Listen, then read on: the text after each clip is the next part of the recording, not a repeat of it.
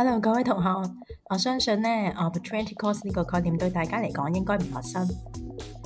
至於 full cost 係等於 money cost 加 non-money cost 大家應該都知，但佢哋兩者究竟有冇分別嘅呢？好，我哋不如用阿 Tom 做例子啊。假設阿 Tom 有50蚊，佢呢就諗緊買一本書啊，定還是買一個漢堡包好？假設阿 Tom 最後決定咗買一本書，咁究竟佢買書嘅 opportunity cost 係咩呢？冇錯啦，就係 value of the highest valued option forgone， 即係買漢堡包嘅價值啦。我諗好多同學都會識得答呢一個問題，但唔知同學又知唔知，其實我哋都可以話買書嘅 opportunity cost is the best alternative use of the $50， 即係話買書嘅代價，我哋可以描述為嗰個放棄咗呢一個50蚊嘅最佳用途。言下之意 ，the cost of buying the book其實就係50蚊嘅 money cost。好啦，我哋不如轉睇另一個例子啊。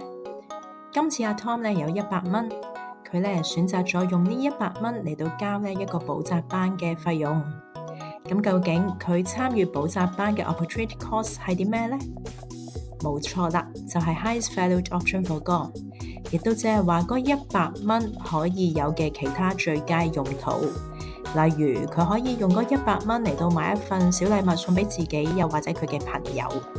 所以喺呢個例子裏邊，佢參與補習班用咗100蚊，而呢100蚊呢係佢嘅 money cost 嚟嘅。我哋再去睇 Tom 嘅呢一個例子，頭先話呢100蚊呢係愛嚟交補習費嘅，令到 Tom 放棄咗用呢100蚊嚟到做其他用途，例如買禮物。所以上補習班係有 money cost 嘅，但假若上補習班原來要花2個鐘，令佢冇得同朋友去 play ball game， 咁呢佢放棄嘅就唔淨止 money cost 啦，仲有 non-money cost 添，就係喺嗰2個鐘裏邊所放棄嘅最佳價值，即係打波。如果我哋將 money cost 同埋 non-money cost 加埋，呢個就係佢上補習班嘅 full cost 啦。好，從上述幾個例子呢，我哋可以總結一下。其實第一同埋第二個例子呢，都顯示阿 Tom 呢，佢純粹只需要付出 money cost， 因為當佢去做一個決定嘅時候呢，佢只係牽涉呢，就係要去抉擇究竟嗰筆嘅錢係會點用。咁當佢揀咗用途 A 嘅時候呢，佢就放棄咗用嗰筆錢嚟到去作其他用途，為佢帶嚟嘅價值啦。呢個叫 money cost。咁但係去到第3個例子嘅時候呢，我哋發現呢，阿 Tom 佢去上補習班，除咗有 money cost 之外呢，原來仲要犧牲埋呢同朋友仔玩嘅嗰一啲嘅價值。咁嗰個呢，其實係佢嘅 time cost 嚟嘅。time cost 其實係 non-money cost 嘅其中一種例子。而除咗 time cost 之外呢，non-money cost 亦都可以係 health cost， 又或者係 environmental cost 等等。咁所以呢，上述嘅呢一啲例子呢，都可以顯示到，當我哋講做一件事嘅 opportunity cost 嘅時候呢，有陣時係只牽涉 money cost， 就好似例子1同2咁，但有陣時呢，就會牽涉 money cost and non-money cost， 就好似例子3咁啦。頭先講咗咁多個例子都牽涉 money cost， 咁究竟會唔會有例子係唔牽涉 money cost 嘅呢？當然有啦。呢個例子你哋仲聽咗好多次添啊！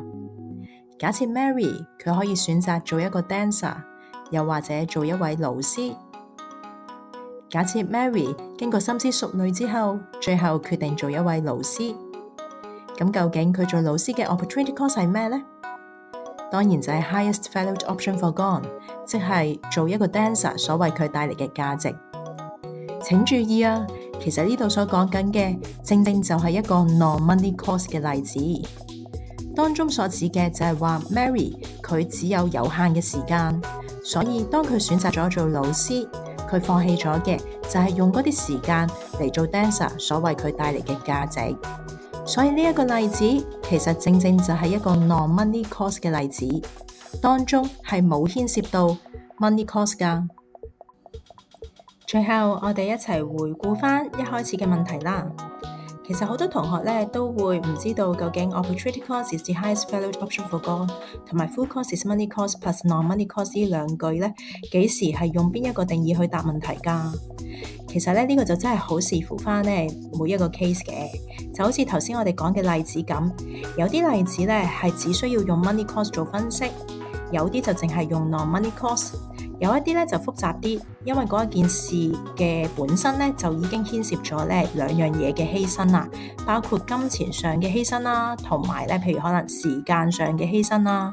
咁所以其實咁嘅說話咧，我哋就真係要睇翻咧每一個例子嚟到決定咧，究竟需唔需要咧用 full cost 一個比較全面啲嘅角度咧嚟到分析。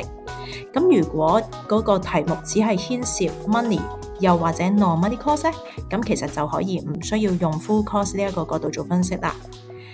總括而言啦 ，opportunity cost is the highest value option foregone，同埋 full cost is money cost plus non-money cost， 兩者之間毫無衝突，只不過咧係當我哋面對唔同嘅題目，睇翻佢嘅複雜性咧，嚟到去決定咧究竟用邊一個定義係比較合適。今日就講住咁多先啦，下一次再同大家分析其他嘅 Econ 嘅謬誤。